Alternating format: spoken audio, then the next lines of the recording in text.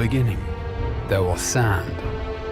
And in the sand, Conan Exiles left footprints of epic proportions, though the road through development was long, with huge tracts of land. Now, the exiled lands have more than doubled their original size, and is no longer a mere sandbox. The Frozen North update added snowy peaks and fertile highlands, and at launch, the humid swamp and smoldering volcano are introduced. With such a large-scale world, traversing it can be time-consuming. But if you're able to find the recipe to construct the map room, you can fast travel to certain waypoints located around the world. Perhaps you'll visit Sepemiru, the relic hunter city to the west, which is now a mostly harmless trading hub where players can come to barter, or perhaps strike up a conversation with the locals over a pina colada.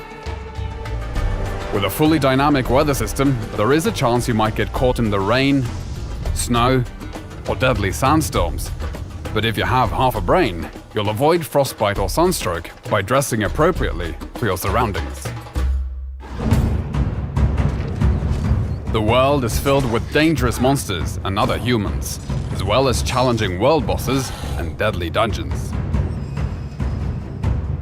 These dungeons are designed to test you and reward those who show strength, intellect, and resourcefulness with items and lore you won't find anywhere else. Combat in Conan Exiles has gone from simple strikes to a grand set of combos with light and heavy attacks and unique moves for each weapon type. And with improvements to artificial intelligence, mastering your moveset and stamina is critical.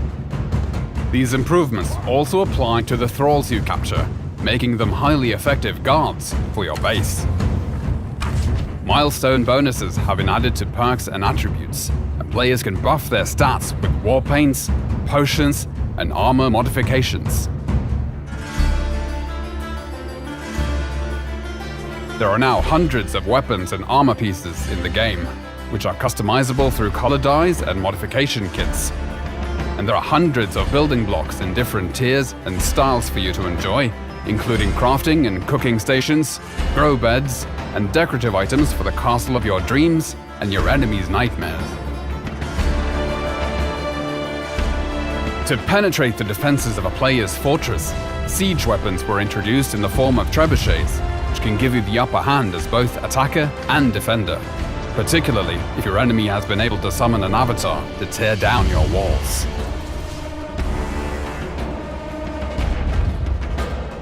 With the ability for players to climb any structure or cliff face in the game, necessary defenses like siege cauldrons and crenellated walls were added. And should the enemy somehow be able to sneak their way in, there is always the option of blowing them up in your personal minefield.